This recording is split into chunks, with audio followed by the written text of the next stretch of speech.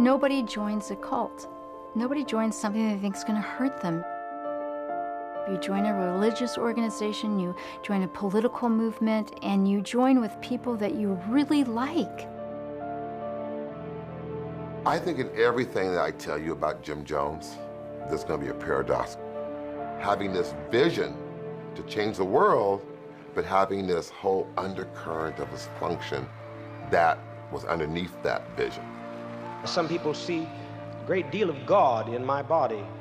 They see Christ in me, a hope of glory.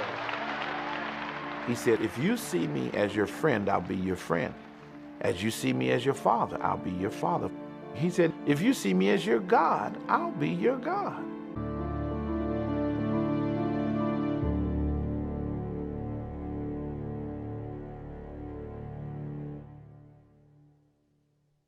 I vividly remember the first time that I met Jim Jones. My sister Carolyn had invited my parents and my younger sister and I to visit her in Potter Valley. We came, and there was this strange man in her house, and her husband wasn't there. Annie and I were sent out to go on a walk. When we came back, something had happened. Something terrible had happened, because everyone had red eyes except for Jim Jones. We didn't really get the story until we were in the car going home. He was carrying on an adulterous relationship with my sister. And because his wife couldn't relate to him as a wife, that Carolyn had taken over that role. Everything was plausible, except in retrospect, the whole thing seems absolutely bizarre.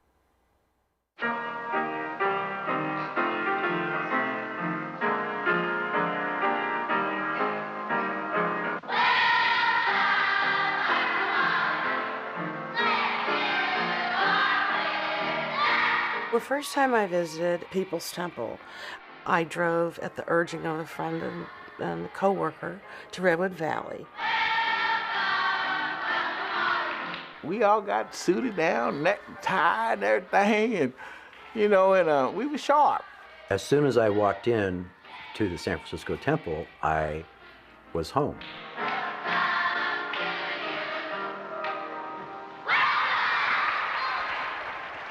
I was one of those kind of guys that I used drugs.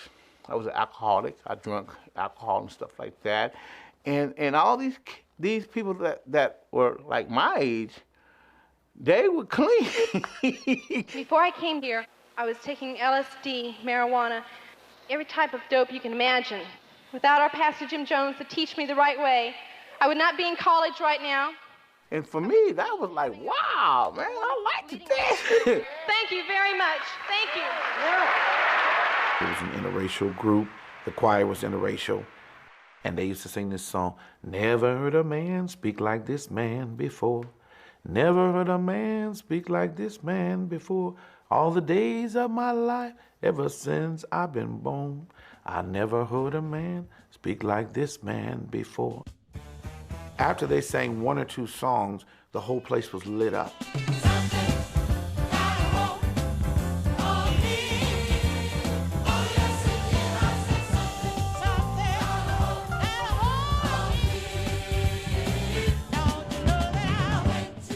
The People's Temple services, they had life, they had soul, they had power. We were alive in those services.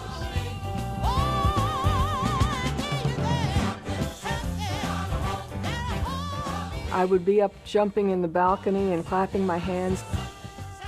If you came in as a stranger and didn't know anything about the politics, you were thinking you were entering an old-time religion service.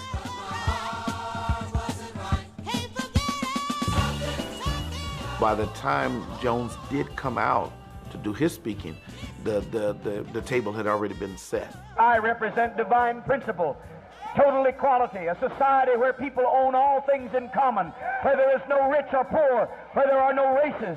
Wherever there's people struggling for justice and righteousness, there I am, and there I am involved. What he spoke about were things that were in our hearts. The government was not taking care of the people. There were too many poor people out there. There were poor children. The world is like a human family. The little child may not be able to go and draw a paycheck, but the father guarantees the child care. The grandmother may not be able to work anymore, but the father and mother guarantees her the right to live. Every single person felt that they had a purpose there and that they were exceptionally special. And that is how he brought so many young college kids in, so many older black women in, so many people from diverse backgrounds who realized that there was something bigger than themselves that they needed to be involved in, and that Jim Jones offered that.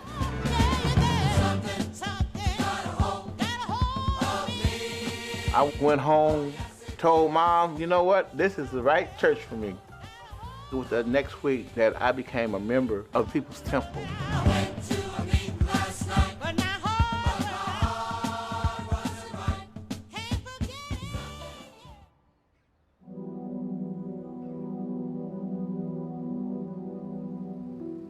There's a little town in Indiana. The moment I think of it, a great deal of pain comes. As a child, I was undoubtedly one of the poor in the community, never accepted, born, as it were, on the wrong side of the tracks.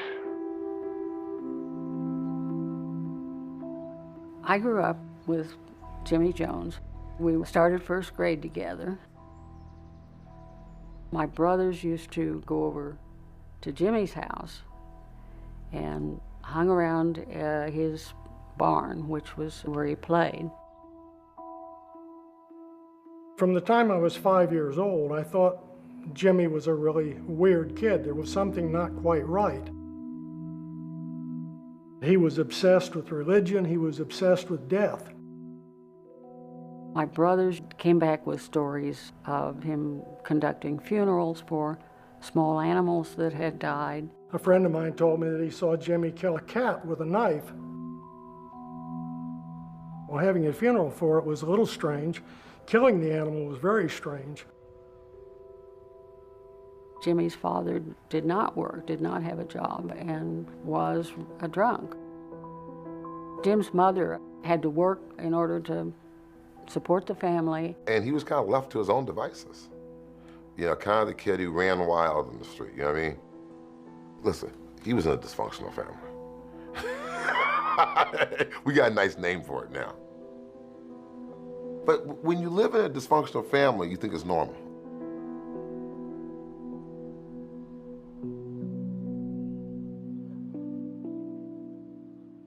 Feeling as an outcast, I'd early developed a sensitivity for the problems of blacks.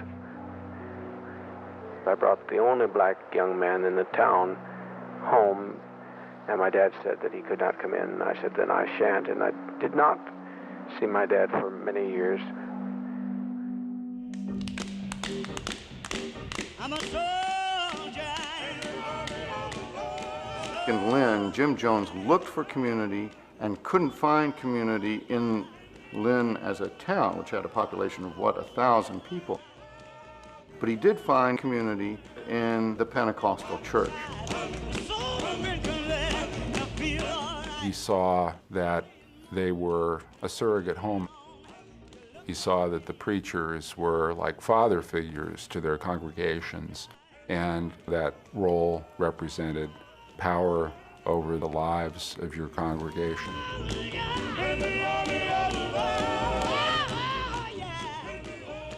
Jim Jones started out on the revival preaching circuit, learning the ropes of being a preacher, and once he started doing that, it became clear that he could get a following. The first time I met Jim Jones was Easter 1953.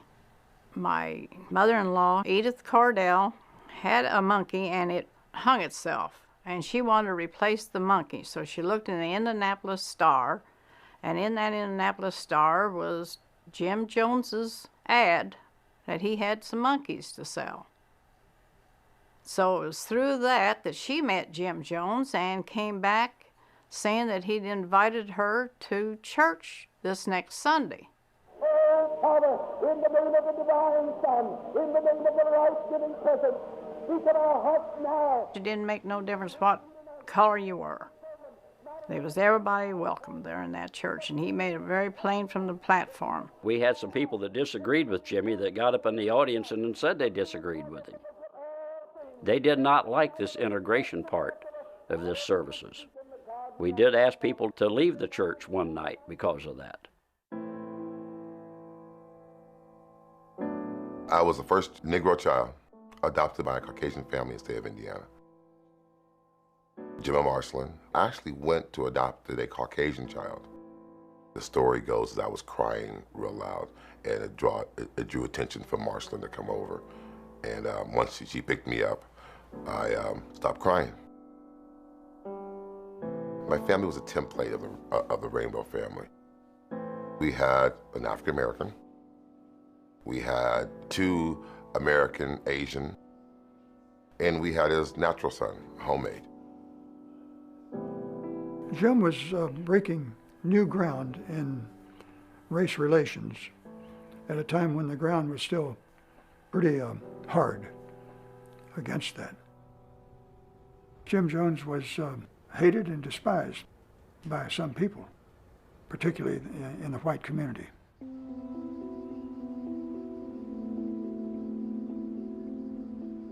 There had been pressures on him to leave Indianapolis. He thought that Indianapolis was too racist of a place for him to be, and he wanted to take his people out. California is perceived to be a very progressive state. This would be the place to implement the dream of racial equality, not Indianapolis, which seems hopeless, but California, which seems to be the promised land. He chose Ukiah in Northern California, about 90 miles north of San Francisco, because there was an article in Esquire magazine that said that Ukiah was one of the 9 places in the world that in the event of thermonuclear attack, people would survive. I told Edith, if you follow Jimmy to California, you're crazy. So what did Jimmy do but took it to a psychiatrist and sent me a certified letter that she is of sound mind and she is not crazy. I was there the afternoon that Edith drove away. I didn't know I'd never see her again.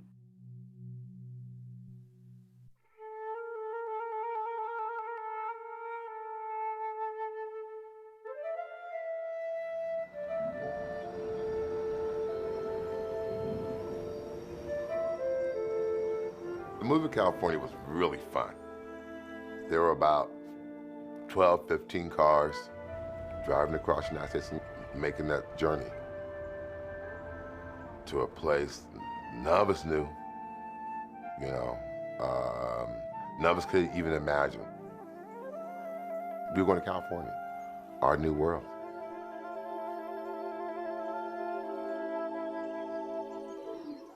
When I saw Redwood Valley, I couldn't believe my eyes because it was like a paradise.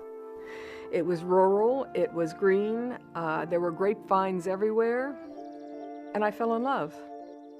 I said, this has got to be a perfect way to live.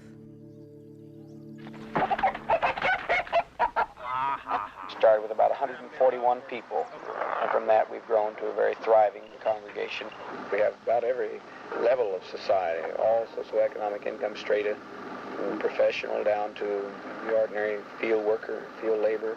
Really, it's beautiful to see that all these divisions have been broken down, not only race, but any differences of economic position. The focus of Jim's message was taken from the Bible, where Jesus, in his earliest days, told people to sell all things and have all things in common. Jesus Christ had the most revolutionary teachings to be said, in the sense that he said to feed the hungry, clothe the naked, take in the stranger, minister to those, the widows and afflicted in their suffering. And we feel that no one really tried Christianity too effectively, or the Judeo-Christian tradition.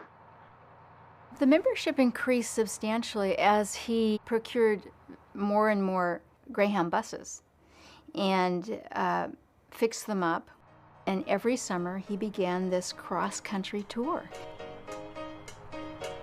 The purpose of the bus trips was to spread Jim's beliefs about socialism and the world and how we can live a better life and about an integrated lifestyle. But behind that, I think it was to gather more members for the temple.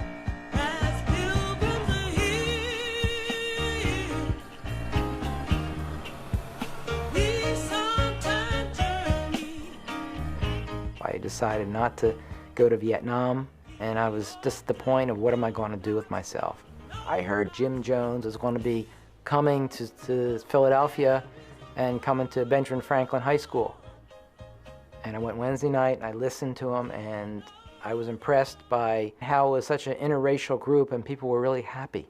You got nothing to lose. Who else is going to stand, look you in the face and say, come and I'll give you a job. Come and I'll give you a home. Come and I'll give you a bed. So I got nothing but a pension. Don't leave your pension behind. Who else will tell you that? Who'll tell you I'll put you on that bus tomorrow? I heard Jim Jones talking about equality among races, what it's like in living in California, in the Redwood Valley, the good works that they're doing, things that like I wanted to get involved with but didn't even know where to make an entree. And all of a sudden the answer was there. Somebody is going to get on the Freedom Train in Philadelphia. He was there for 3 evenings, and the third evening I went off in the bus and came to California. Surely, surely, he's able to carry. When I joined People's Temple in the spring of 1966, there were exactly 81 members. 5 years later, an extended family of 80 people had become an organization of thousands.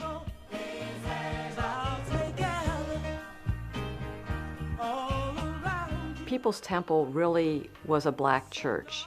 It was led by a white minister, but in terms of the worship service, commitment to the social gospel, its membership, it functioned completely like a black church. He talked black, he really understood it. He understood how it was to be treated differently. And that's from his roots, coming out of Lynn. When people heard Jim, they didn't look upon him as being a white preacher, you know. People didn't look at Jim as being white. He was not white. He was just their preacher. You going to go to Texas with me when I have that campaign? I was just wondering whether I could go or not. I'm about to go. Why, of course you'll go. You went to Mexico with me. As older people joined, it took a year or so, and he'd convinced the people that, he was doing so much in the community. And so why not, rather than just tithe your 20%, why not sell your home? Give the money to the church. And that is what people began to do.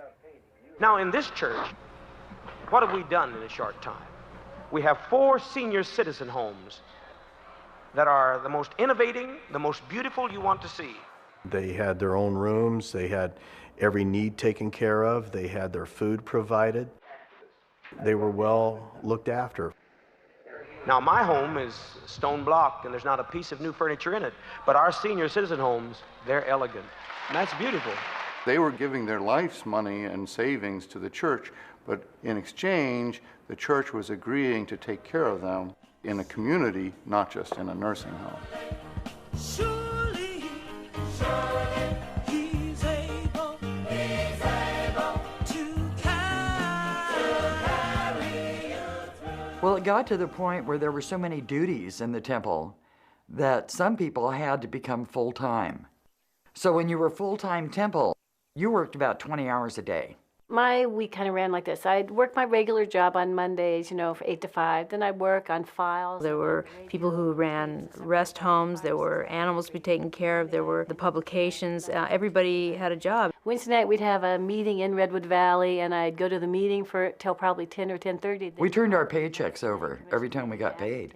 And then we got an allowance, $5 a week. And Friday I'd go to work, and I'd get off of work, and I'd hop on the bus or drive the bus to San Francisco. If I had to go to the doctor, was taken care of. If I had to go to the dentist, it was taken care of. If I needed clothes, that was taken care of. And often on Saturday night we'd have planning commission meetings till 2 or 3 in the morning. We would always try to let each other know next day, well, how long did you sleep? Oh, I slept 2 hours. You only slept to? Well, I slept an hour and a half. And then Sunday, we'd have a Sunday morning service, and then around 1 o'clock, hop on the buses, drive up, drop people off in San Francisco, and drive up to Redwood Valley. The longest I ever stayed awake was 6 days, and that's with no coffee, no nothing. It changed over the years, but it was always busy. Being in an environment where you're constantly up, you're constantly busy, and you're made to feel guilty if you take too many luxuries like sleeping, you tend to not really think for yourself. And I did allow Jones to think for me because I figured that he had the better plan. I gave my rights up to him, as many others did. Edie? Are your fingers numb? In your right hand. Reach the fingers out that are bothering you.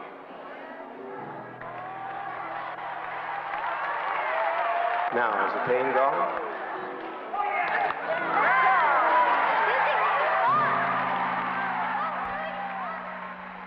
There was a senior citizen, and we nicknamed her Power. He would have her to come up in the midst of one of his meetings, and she used to say, "The man got power. The man got power, y'all." And the whole place would just go wild. Take your glasses off. Just stare in our face. Now, look at my face. I love you. The people love you. And most importantly, Christ loves you. What do you see? One finger. One finger. One of the most incredible healings to me was this little old lady, and she was in a wheelchair. Jim said, "Darling, you know, today is your day. You're gonna get healed today. So we're gonna heal those legs of yours. You're gonna walk again." And the whole auditorium went totally crazy. Come forward, my dear. Stand out. Take that step. Bless your heart. Take that step. And she takes this real slow, shaky step. She said, "I can feel it." He said, "Yes, I know you can feel it. Now take your other leg and do it."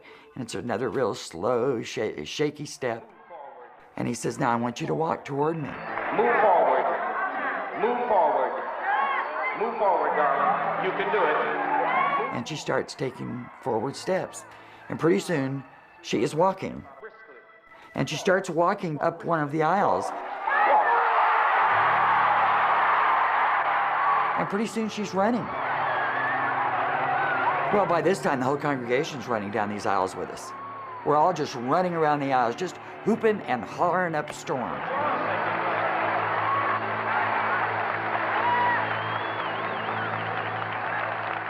Later, I found out that this person that I had seen healed and cried with was really one of the secretaries, made up to look crippled and blind. Never shall forget what he's done for me. Oh, what he's done for me. Oh, what he's done for me. Oh, what he's done for me. I never shall forget what he's done for me. For those people that hadn't grown up in the apostolic world, Jim would say, you know, I know this is different for you, but for people to come from extremely religious backgrounds so that I can bring them forward to the message that's so important for all of us today, and that is activism, then I need to speak on each person's level. He said, "A lot of you people, you Christian people coming in, you're so hung up on this Bible." He said, "This black book has held down black people for the last 200 years. He said, "But I'm going to show you this has no power." So he leaned way back like a football player, and he flung it. And when he flung it and let it go, the place got dead quiet. Like. And he waited till it hit the floor. Pow! When it hit the floor, he stood and he looked back and forth.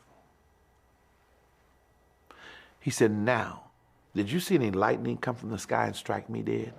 You're going to help yourself or you'll get no help. There's only one hope of glory. That's within you. Nobody's going to come out of the sky. There's no heaven up there. We'll have to make heaven down here. And he said, what you need to believe in is what you can see.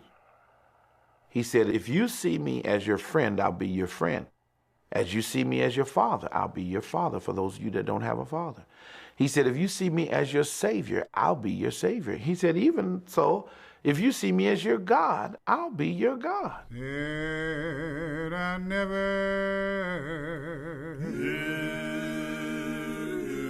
heard a man speak like this man before. People lifted Jim to a level of adoration because many believed that he had healed them of cancer. Many believed that he had saved their son or daughter from an automobile accident. There were many reasons for many people to admire, love, excuse, overlook much of what Jim did.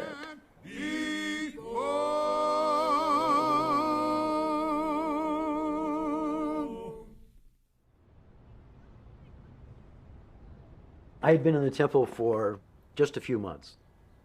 I was sent backstage in Los Angeles to get something for somebody. I don't remember what. And Jones happened to be coming out of his room, and he said, "Hi, Tim, how are you doing? How's it going? How do you like everything so far?" And, "Oh, I like it a lot, and, you know, it's really cool." I don't remember exactly. And he reached up and kind of patted the back of my neck, and he said, "I'll fuck you in the ass if you want." And I just kind of stammered, no, you know, no. And he said, "Well, you know, if you ever want that, that's okay, you know, just let me know and we'll do that." Jim said that all of us were homosexuals. Everyone except, he was the only heterosexual on the planet. And that the women were all lesbians and the guys were all gay. And so anyone that showed any interest in sex was just compensating. What he explained to each of us and in sermons was that sexual relationships were very selfish and they took away from the focus of the church, and that was to help others. Jim was not celibate. Nobody knew that until perhaps it was their time to find out. What he spoke from the pulpit wasn't what he did behind the scenes. One of the powerful things that Jim used to keep us to not think was that we were never really allowed to speak with one another. I'd look around and I'd say, am I the only one that feels this way? I learned eventually not to say anything to anyone. We had a lady who visited us a week ago here and was speaking to one at the door, and she was a member of a prominent church, a pastor's wife, and she said, "I think that the poor should be made to control how many children they bring into the earth." You remember? Some leading scientists say we have to have euthanasia. Oh no. Oh no. Who's going to decide who and when a person's going to die? We must never allow that, because this is the kind of thing that ushers in the terror of a Hitler's Germany. We must not allow these kind of things to enter our consciousness. We were celebrating New Year's Eve. There were about 120 people. Jim started talking about our cause, and he said, "This punch is going to be passed out to everybody here." We all drank our punch, and then he said, "You just drank poison. And we will all die right here in the church together as one." The women were just screaming, "Oh no, my baby, my baby." And others just sat there. And all of a sudden, Jim says, "That wasn't poison you drank." Jim said that this was a test of loyalty. He just wanted to see if we were truly committed to our cause, and that was how we would show it. Well, it wasn't about our loyalty, because we were demonstrating loyalty all the time. Coming there, being there in the meetings, sitting, listening, supporting, working. And I thought it had a lot more to do with Jim's sense of rehearsal. Did he feel like he was potent and omnipotent enough to really get people to kill themselves when he said so? And that frightened the hell out of me.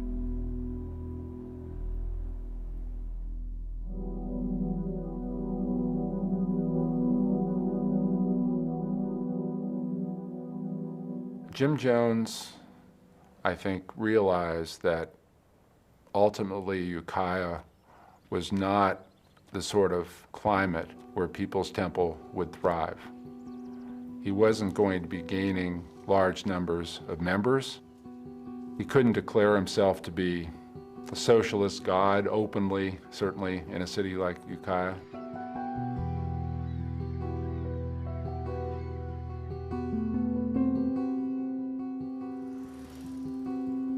In San Francisco, Jones walked in on a sort of a wild kind of party where there was a lot of new faces and new sources of power. And there was a sort of feeling that smaller groups, neighborhood groups, activist groups had a bigger chance. I think the early 60s had been a time of great optimism. There was a belief that we could change the world through social movements. With various assassinations, Malcolm X, Medgar Evers, Martin Luther King, Robert Kennedy, there was definitely a feeling of hopelessness. The message of People's Temple was, no, the dream is alive.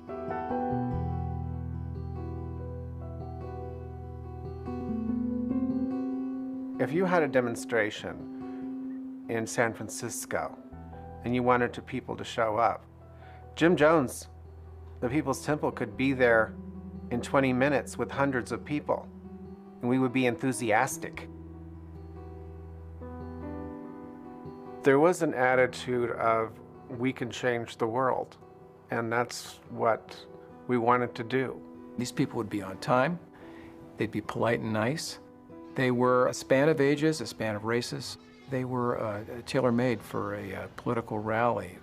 To a politician, it was like a birthday cake times 12. When vice presidential candidate Walter Mondale came to San Francisco, Jim Jones was part of the entourage that boarded his private jet. When Rosalind Carter came to San Francisco, she gave Jim Jones a private audience. Jim Jones had political power that few people, let alone preachers, could have imagined.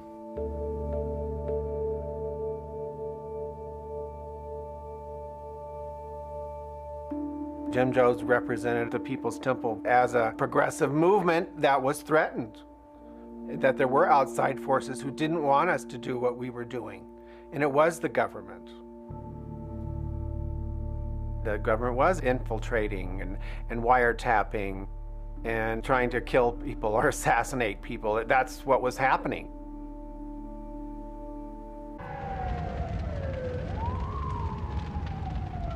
There was a fire in the San Francisco temple. The temple was burned down and had to be rebuilt. The fire proved they are out to get us. They so don't want us to do what we're doing. They've burned down the temple. They'll do anything to keep us from doing what we're doing, so we have to be even stronger. What about the fact that the Ku Klux Klan has increased 100 times in its membership? Where? Not Mississippi, I'm talking about New York State. It's the church's duty to have a police of protection for its people. December of '75, 90 of us went by plane into Guyana and saw where we were building the community there. See, they've made progress on the road and leveled it, clear in the 5 miles. Then you're seeing in the distance housing complexes that are being built.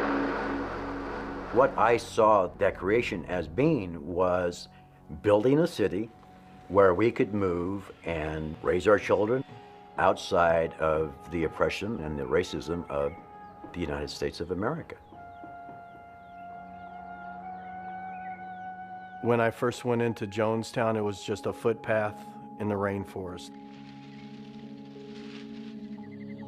We had Indians in front of us with machetes, and we had Indians behind us with machetes. 300 miles into the jungle, we literally built a city in the middle of the jungle, in the middle of nowhere. Hello, family. It's such a joy and great pleasure being here because of Father's love. We are trying to make, and we are making, a place of refuge for all of you here. There's nothing at all that I have any holdings there. I do not want to go back in any way, shape, or form to the States. I love it here, and this is the place where all of you are going to be. Pretty soon we were seeing film footage of the first crew that went down there. We all wanted to go. I wanted to go. It looked like freedom.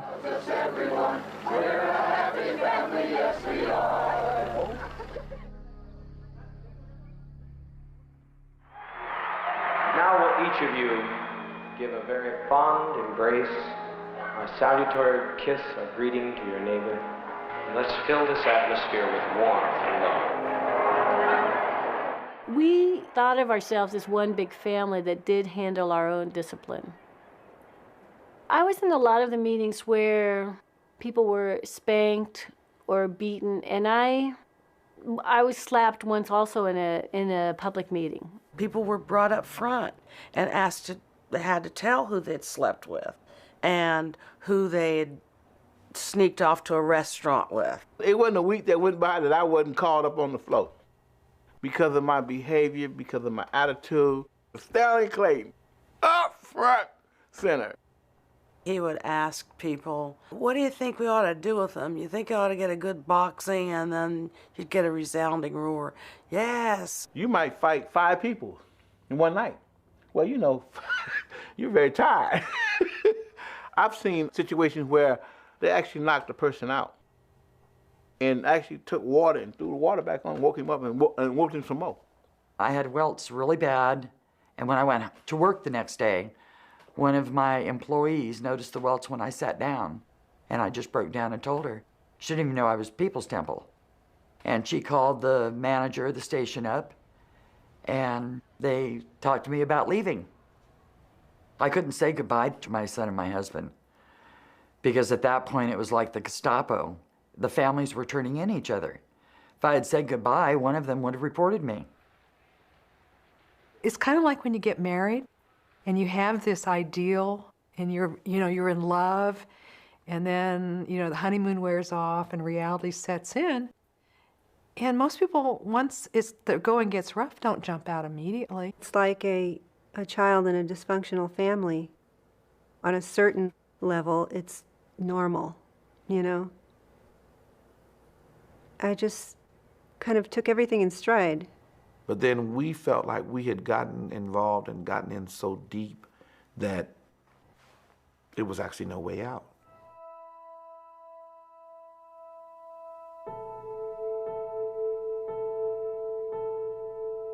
I traveled on bus 7, which was Jim's bus. And he sat down next to me. And I was sitting there and I thought, that's weird.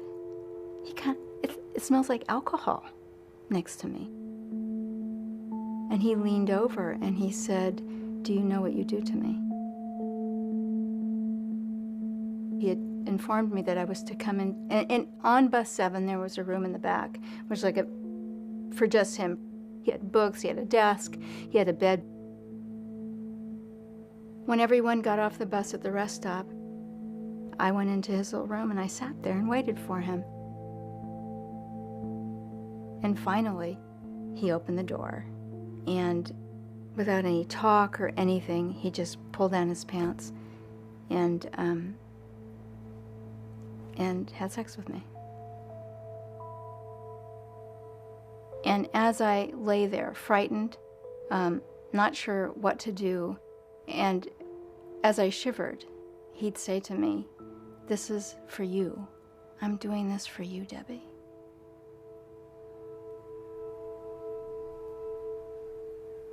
Senator Moscone, how are you? Very good to see you too. Well, in 1975, there was a mayoral election in San Francisco, a conservative candidate and a liberal candidate, George Moscone. How you doing, all right? All right. Jones had several hundred people who would go door to door election day. Instead of a group that might give you 20 or 30 of these people, or 100, you had 300 or 400. God bless you for being here, and let's go on and win. The Moscone election was very close. The margin of victory was probably no more than 4,000. So you had to credit a big chunk of decisive votes to People's Temple.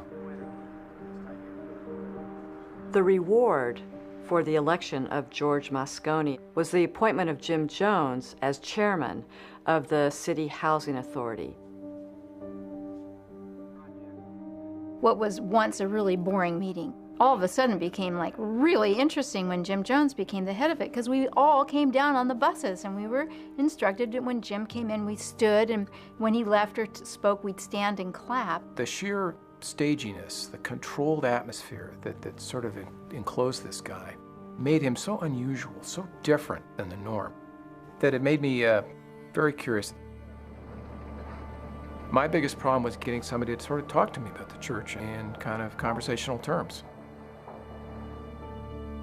I had become friends with some of the various defectors, and one of the defectors told me that she was going to speak publicly about Jones. And I said to her, I said, well, if you're going to speak publicly, I'm going to speak with you. I'm not going to let you do this alone. I finally heard from some ex-members who heard I was interested in writing a story about the temple for New West magazine.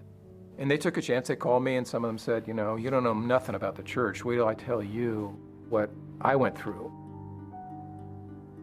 Before the article was going to break, Jim convinced the publisher that she needed to read it to him.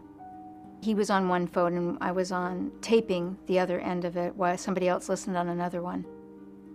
Jim didn't understand that there was no way he could talk her down from whatever this article was going to say. And as she continues to read this article, he's looking around the room at about 5 of us, and you could tell that he's becoming more and more anxious, and his mouth becomes drier and drier. And he realizes that this article is going to be hugely damning. And it was midway through it, he mouths to all of us in the room, "We're leaving tonight." They flew out to Guyana 6 hours before that article was going to hit.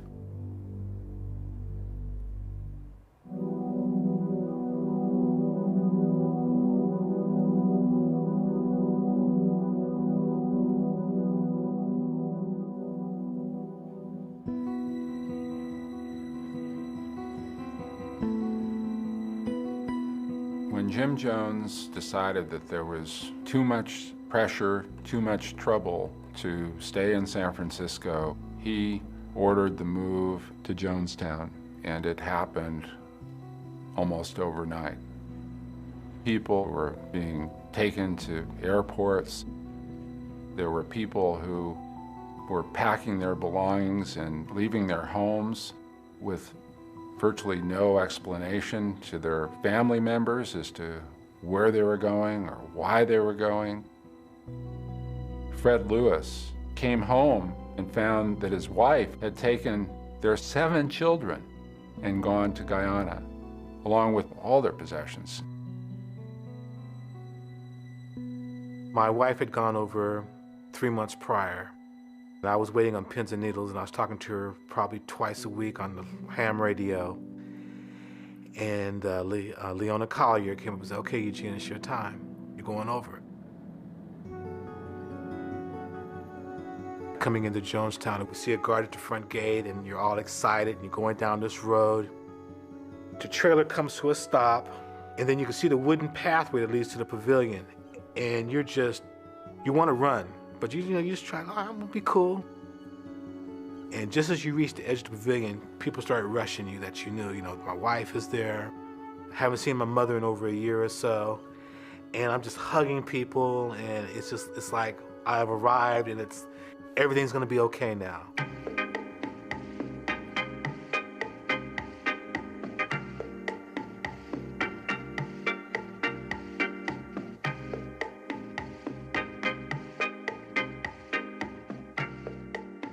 I've never been so totally happy or fulfilled in my life. I can't begin to describe it. You could sit here and talk all day long and no words could describe the peace, the beauty, the sense of accomplishment and responsibility and camaraderie that's here.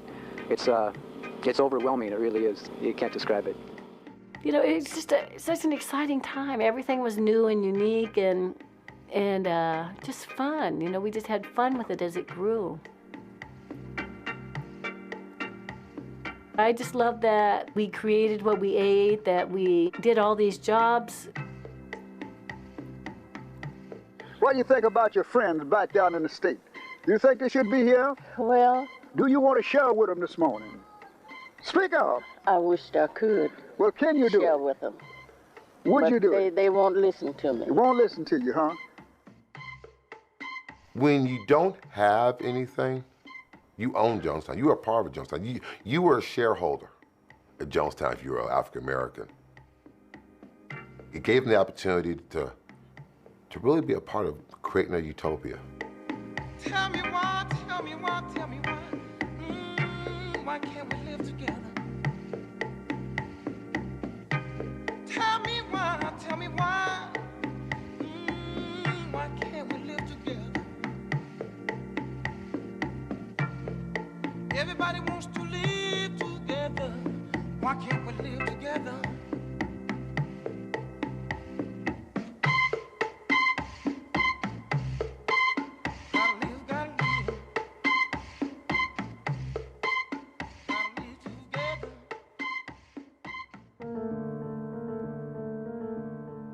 I think that Jim Jones took his group down there because he was afraid to face the publicity and answer the questions here in this country. I don't think that he feels confident having people talk to their relatives. I think the only way he can survive and sustain what he started is to isolate all his followers from this country and from their families. The concerned relatives were the ex-members who wanted other family members still in the church to know they could leave. They wanted them to feel that there was an outside world, that Jones was wrong about telling people they could never leave the church and that they'd be treated badly in the real world. The concerned relatives prompted FCC investigation of People's Temple. They organized letter-writing campaigns to public officials, to members of Congress. They were incredibly effective in mobilizing government and media interest in People's Temple. He was talking integration, he was talking helping people, he was talking better this and better that. What about now? What's your impression now? My impression now that those are fronts for him, I think he's gone crazy.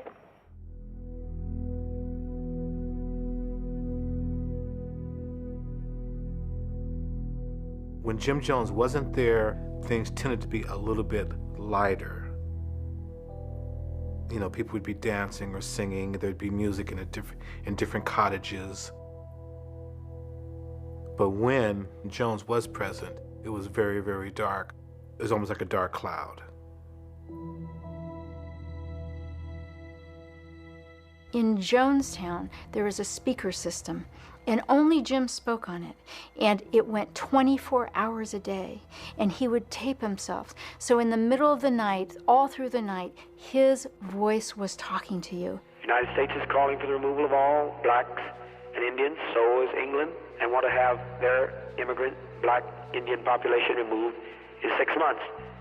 We had no other radio or TV or communication with parents or any kind of, update that could show us really that there's a whole other thing going on besides what Jim was interpreting for us. I make my stand clear.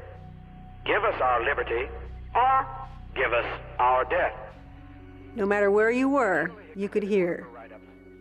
You could hear it when you're in your bunk at night. You could hear it when you're in the outhouse.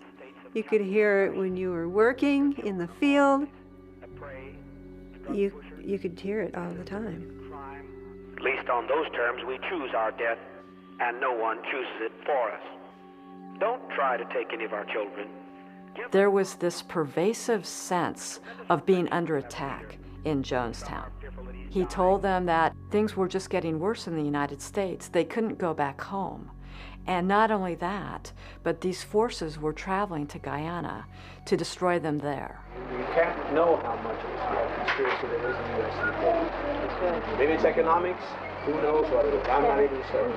But I do know it's real. It's obvious that Martin Luther King was murdered by conspiracy. Malcolm X. Over the summer of 1978, all of us noticed that Jim seemed to be getting sicker. His harangues over the loudspeaker were getting more and more frantic and really just sounding more and more insane. He said, I really want to get away from here, and by Christmas I will be gone. By Christmas, do you want to be gone?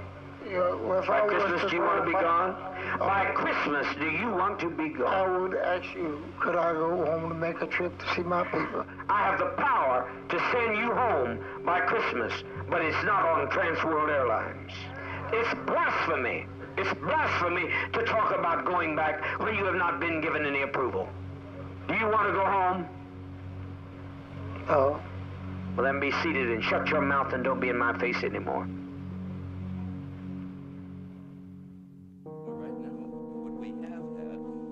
Congressman Ryan was unique in the political sphere. He had this hands-on approach to legislating. He just didn't take no for an answer. So when he was in the state assembly, he went to Folsom State Prison and spent a week as an inmate to understand the prison issues and prison reform. He became concerned because a number of residents in San Mateo County had become members of the People's Temple, and family members started contacting him, concerned about their whereabouts and concerned about whether or not they were being held against their will. The word we were getting was that there was an armed encampment. It was enough for the congressman to say, you know what, I want to go find out for myself.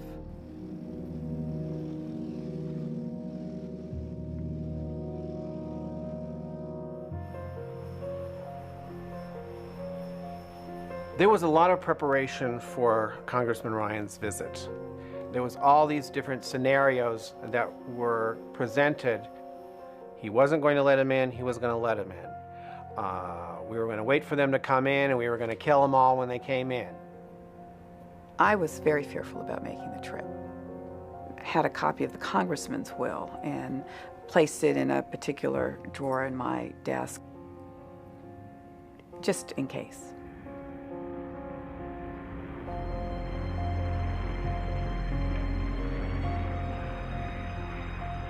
We flew in sometimes in the afternoon, about 6 p.m. We saw the beautiful signs, welcome to Jonestown. As we approached Jonestown, it was Spartan, but very impressive. How could you not be impressed that out of the jungles of Guyana, they had carved out a community? They had crops growing, they had cabins, they had a little medical clinic, a little daycare area. Flour, rice, black-eyed peas, more peas. You have different containers around the place. We couldn't go through all the tremendous inventory they built up. Kool-Aid.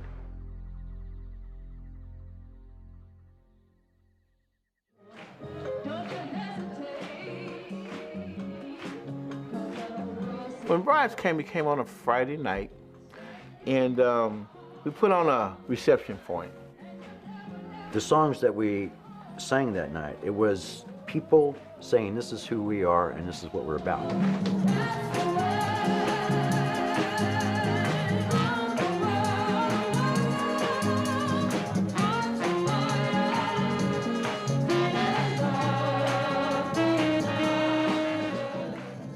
It was a vibrant community. I would never have imagined that 24 hours later those people would be dead.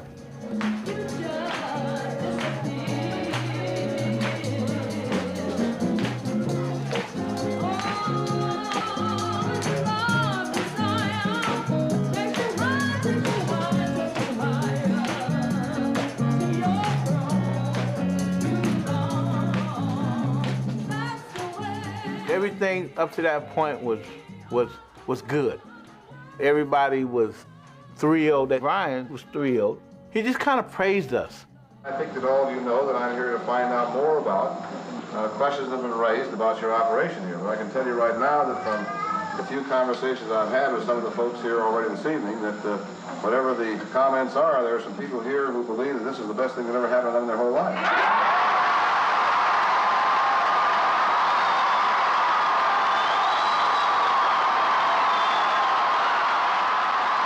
That response to him was spontaneous, it was loud, it was emotional. What I was feeling was, this is an opportunity that I can vocalize how much I believe in what we are doing here. The reporter next to me said, I've never felt anything like this before. And I said, because you haven't felt anything like this before.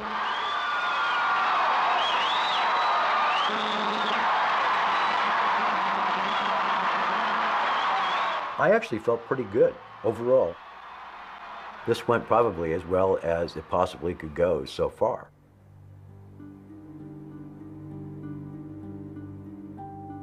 When Congressman Ryan came, I wanted to pass him a note. It said, help us get out of Jonestown. When one of the reporters was walking around towards the edge of the pavilion, I stuck the note in the fold of his arm and it fell to the ground. And so I picked up the note and I gave it back to him. I said, you dropped something. And this little boy, about 9 years old, started saying, he passed a note, he passed a note. Don Harris, who was the NBC reporter, came up to me and Congressman Ryan and handed us these two notes from people that wanted to leave. So at that point, we knew that something was very, very wrong.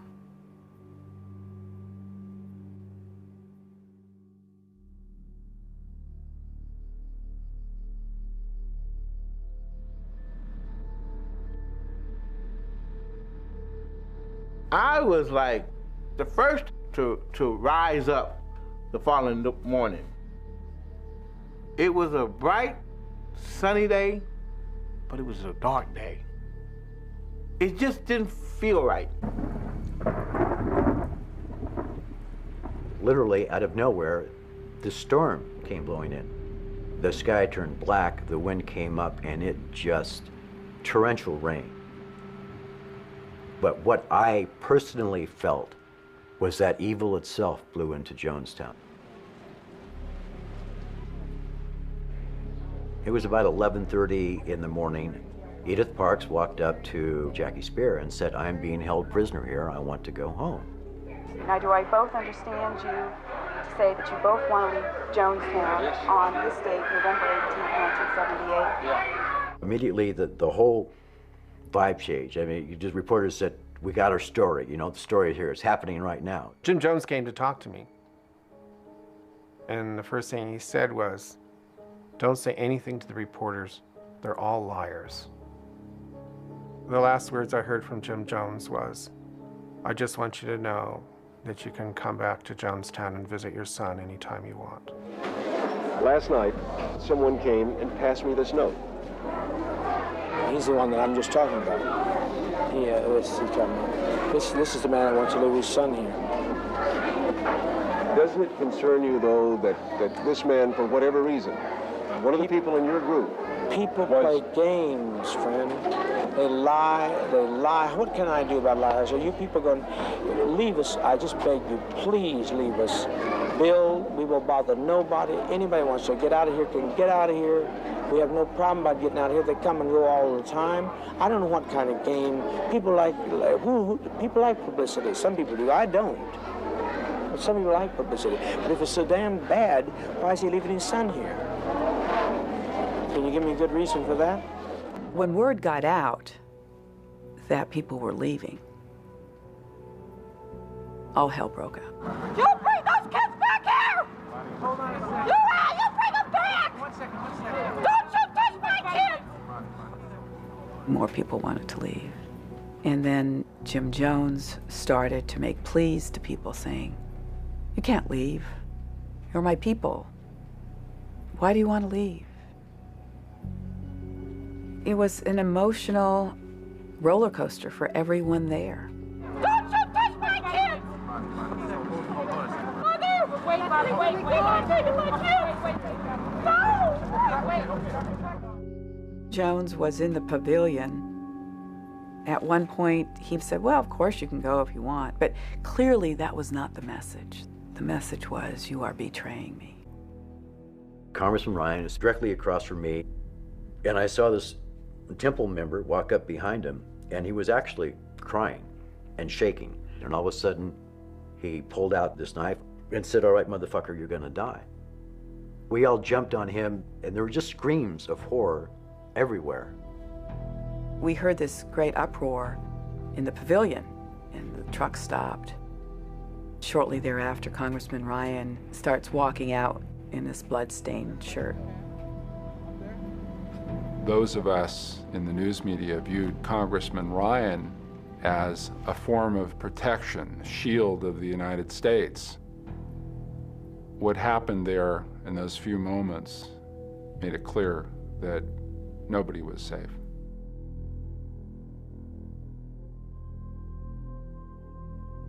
I went back to my cottage. All I wanted to do was see my wife and my son.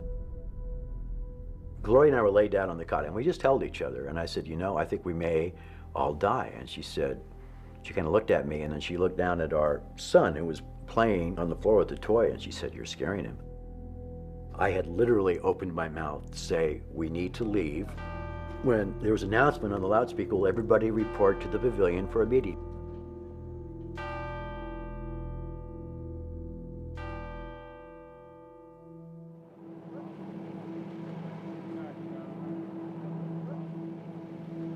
We drove back to the airstrip, Port Katoomba.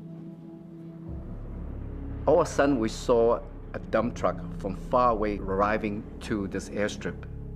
We realized these people catch up from the people from Jim Jones. They're very close lieutenant to Jim Jones. These three guys, they get off the truck, walk around this area as though they were looking for somebody. They look in people's faces, they stare at us for a little bit, but they didn't say one word, didn't ask anything. Right away, walk back to the truck. They drove this truck all the way across the airstrip and stopped on this side of the plane. So literally, they cut us off from the jungle. We never know there's people hidden inside the dump truck. The moment they stopped shooting right away.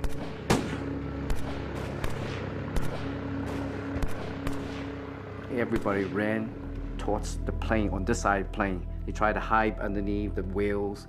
Then the congressman ran under the plane, and I sort of followed suit and got behind one of the tires. All you can hear is a gun pop, pop, pop goes off constantly. We lie flat on the tarmac at that moment. But shortly afterwards, I heard my partner, the cameraman, he yelled, oh shit, he said he got shot. He was sitting up. There were people tumbling and yelling and letting out cries as they were hit. I was hit in my arm and wrist. I felt a tremendous explosion right next to my head. I got a tremendous pain ran through my arm and on my shoulder. I was literally shaking, but I didn't move. I took the pain and hold still. I was lying on my side, pretending that I was dead, with my head down, and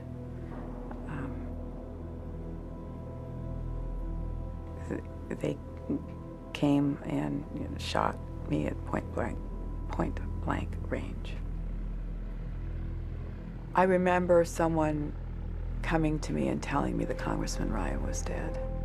But I was at a point where I didn't know how much more time I was going to be alive.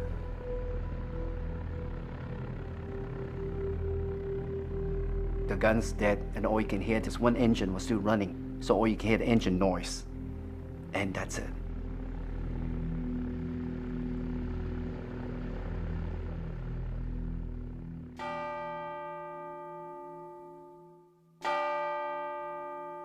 We walked up to the pavilion together with everybody else. It was very quiet, it was very somber, it was very sad, but it wasn't a death march. The congressman's dead. You think they're going to allow us to get by with this? Must be insane. They'll torture some of our children here. They'll torture our people. They'll torture our seniors. We cannot have this. He said, well, we gotta go. We gotta get out of here. We gotta go to sleep. Get the solution together. If we can't live in peace, then let's die in peace. Maria Katsaris walked up to him and whispered in his ear, and he looked at her and said, is there any way to make it taste less bitter? And she said, no, apparently not. And he said, is it quick? And she said, yeah, it's supposed to be quick. Anyone that has any dissenting opinion, please speak. When we destroy ourselves, we're defeated. We let them, the enemy, defeat us. On the last day of Jonestown, Christine Miller stood up and said, I don't want to die here. Why are we going to throw all this away? We've worked too hard. I look at our babies and I think they deserve to live. I agree. You know? But also they deserve what's more, they deserve peace. We all came here for peace. Is it too late for Russia? She's calling Jim Jones on some of the things that he has promised them that they were going to do. Jim had promised that as an alternative to them dying in Jonestown, that they could go to the Soviet Union. I've listened to you. You asked me about Russia. I'm right now making a call to Russia. What more do you suggest? Eventually, the rhetoric ratchets up enough that she is shouted down. Christine, your life has been extended to the day that you're standing there because of him. It's when I noticed that there were armed guards that kind of taking positions up around the pavilion.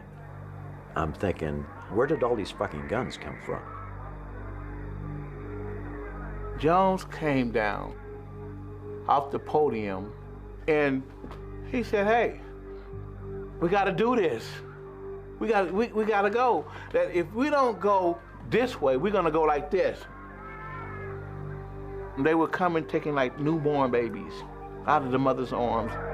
Mother, mother, mother, mother, mother, please. Mother, please, please, please, don't do this, don't do this. Put down your life with your child, but don't do this.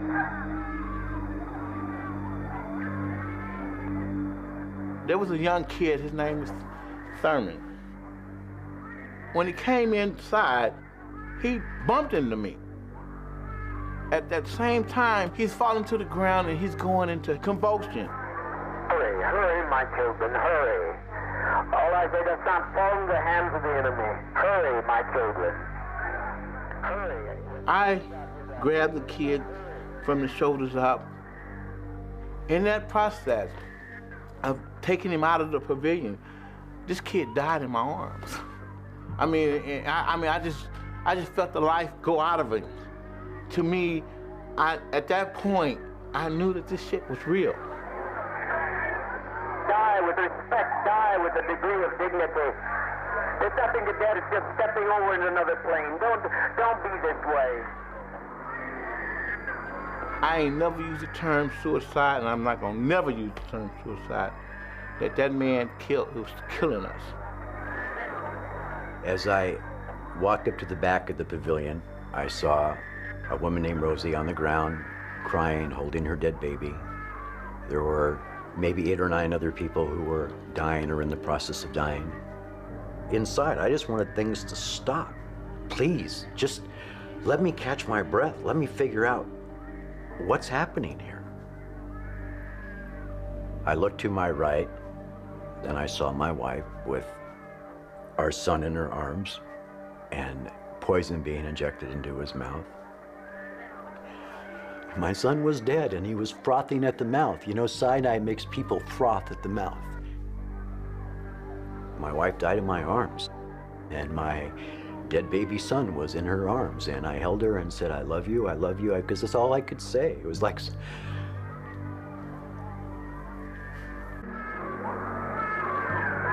We laid it down, we got tired.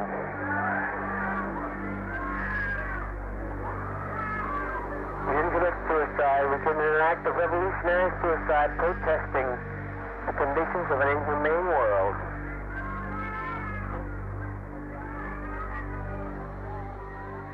They were just fucking slaughtered. They were fucking slaughtered. There was nothing dignified about it. Had nothing to do with revolutionary suicide. Had nothing to do about making a fucking statement. It was just senseless waste. Senseless waste and death.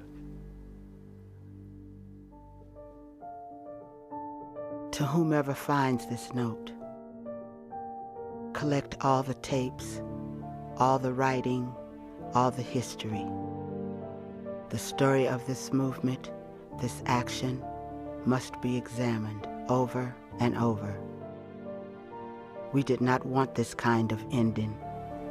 We wanted to live, to shine, to bring light to a world that is dying for a little bit of love.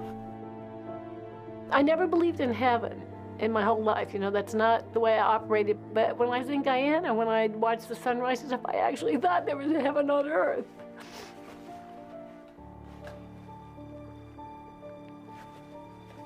And now I can't believe in heaven anymore. There's quiet as we leave this world. The sky is gray. People file by us slowly and take the somewhat bitter drink. Many more must drink. I'm saddened because it didn't work out, because it just seemed so beautiful. And I'll say this about November 18th. I felt I'd lost a family, and I knew I'd lost my children. A teeny kitten sits next to me watching. A dog barks. The birds gather on the telephone wires. Let all the story of this people's temple be told. We were people that we wanted to make a change. It's a shame it didn't happen. It might not never happen. But one thing I can say, at least we tried. And we didn't sit back and wait on the laurels of somebody else to try it. Yes, we tried it. Yes, it was a failure. Yes, it was very tragic. But at least we tried. If nobody understands, it matters not. I'm ready to die now. Darkness settles over Jonestown on its last day on earth. I never had any dreams of Jonestown until this one dream came. I could see myself in Jonestown walking. And when I looked to my left, there was my son. He was standing in the middle of a duffel bag. And just right when I got ready to reach to touch his head, he pulled the bag up like this, and the bag fell, and he was gone.